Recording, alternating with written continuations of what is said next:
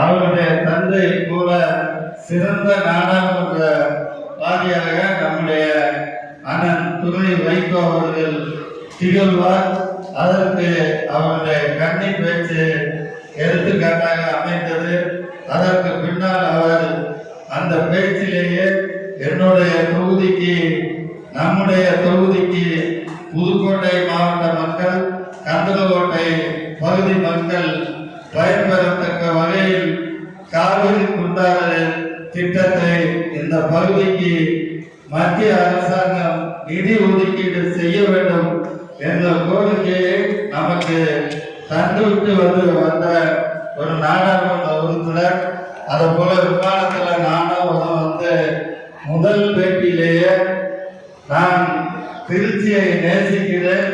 திருச்சி மாவட்டம் 4 தொகுதிகளும் வளர்ச்சி அடைந்த தொகுதிகளாக உள்ளது.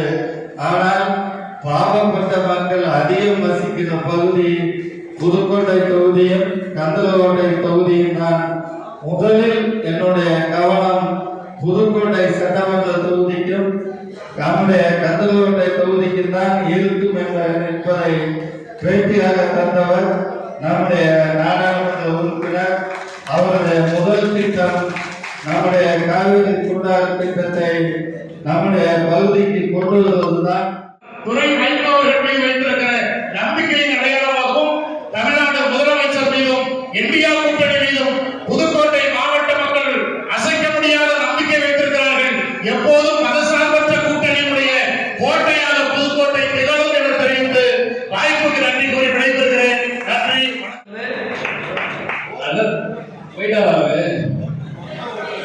மொத்த ஓட்டு போனா நாங்க அவ்வளவு பேர் மொபிலிட்டி கொண்டாந்துருக்கோம். ஒன்னாந்து ஓட்டு போல அதிகமாக உள்ளிட்ட எல்லாருமே வந்து அதிகமாக போல செஞ்சிருக்கோம். புதுக்கோட்டை தொகுதியில வந்து அது முன்னோடியான தொகுதியா ஒத்துக்கவே மாட்டாரு. ஏன்னா நம்ம மாவட்டத்தில் வந்து தொகுதியை சேர்ந்தனால அதை ஒத்துக்க மாட்டாரு. கத்திரவண்டி விட்டு கொடுக்க மாட்டாரு.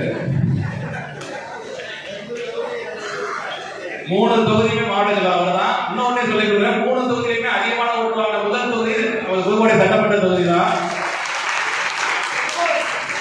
எப்போதுமே வந்து முன்னோடியான தொகுதியாக நம்ம சட்டமன்ற தொகுதி இருக்கு. அந்த நிர்வாகிகள் அந்த அளவுக்கு பார்த்தீங்கன்னா இன்னொன்னு சொல்லுவார், மாவட்டத்தில் சொல்லுவார், அதிகமான நிர்வாகிகள் வந்து இந்த தொகுதி தான் இருக்காங்க அப்படின்னு அதையும் சொல்லுவாரு. அது உண்மைதான். அதிகமான நிர்வாகிகள் கொண்டது நம்ம புதுக்கோட்டை சட்டமன்ற தொகுதிகள் தான். அந்த அளவுக்கு சிறப்பாக செயல்பட்டு அண்ணனை வந்து அதிகமான ஓட்டு வித்தியாசத்தை வெற்றி பெற செய்திருக்காங்க.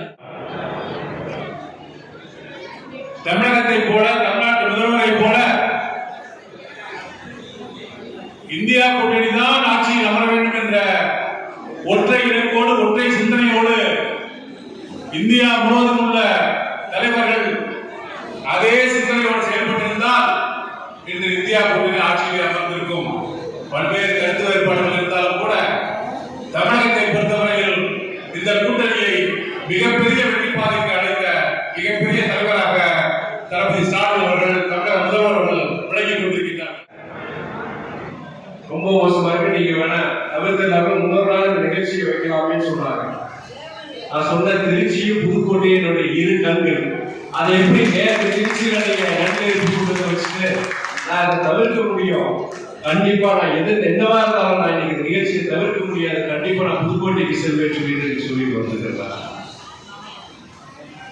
ஏற்கனவே பல இடங்கள்ல நம்ம அண்ணன் செல்லமானியன் சொல்ற மாதிரி திருச்சியை சார்ந்த சட்டமன்ற தொகுதியை பொறுத்தவரைக்கும் வளர்ச்சி அடைந்த, ஓரளவு வளர்ச்சி அடைந்த பகுதிகள். ஆனா புதுக்கோட்டை, கந்தரவக்கோட்டை தொகுதியை பொறுத்தவரைக்கும் மிகவும் பின்னடைந்தவை, நிறைய செய்ய வேண்டியிருக்கு. அதனால் என்னுடைய கவனம் இங்கே புதுக்கோட்டையிலும் கந்தரவக்கோட்டையிலும் அதிகமாக இருக்கும் என்று அந்த செய்தியை நான் வெற்றி பெற்ற பின் நான் அதை பதிவு செய்தேன். அது உண்மைதான். எனக்கு வண்டியில வரும்போது ரொம்ப அசைவா இருந்தது.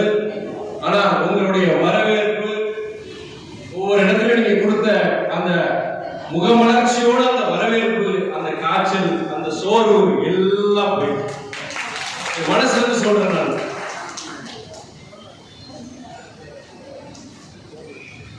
நான் அந்த தேர்தல் நேரத்தில் பல வாக்குறுதிகள் நான் கொடுத்திருக்கிறேன். சாத்தியமான வாக்குறுதிகள், சில வாக்குறுதியை பொறுத்தவரைக்கும் முயற்சி செய்வேன் சொல்லியிருக்கிறேன். சில வாக்குறுதிகள் இப்படி செஞ்சு முடிப்பேன் சொல்லியிருக்கிறேன். நான் வெளிப்படையா நான் பேசியிருக்கேன். சில இடங்கள்ல பொறுத்த வரைக்கும் அண்ணா இதை சொல்லுங்களே சொல்லும் போது கண்டிப்பா நான் இதை சொல்ல மாட்டேன். அது கூட நம்ம அண்ணன் கலியமூர்த்தியும் அண்ணன் செல்லமாண்டியும் என்கிட்ட கொஞ்சம் வருத்தப்படுவாங்க. தேர்தல் நேரத்தில் இதெல்லாம் கேட்டா நீங்க சொல்லணுமே அதெல்லாம் சொல்லுங்க அப்படின்னு சொல்லும் போது பொதுவா இங்கேயும் சரி திருச்சியிலும் சரி உண்மைகளை இது பொறுத்த வரைக்கும் நம்மளால செஞ்சு கொடுக்க முடியும். இது பொறுத்த வரைக்கும் என்னால் முயற்சி செய்ய முடியும். முடிஞ்ச வரைக்கும் அட்லீஸ்ட் அந்த விதையை இந்த உறவுகளை போட வேண்டும்.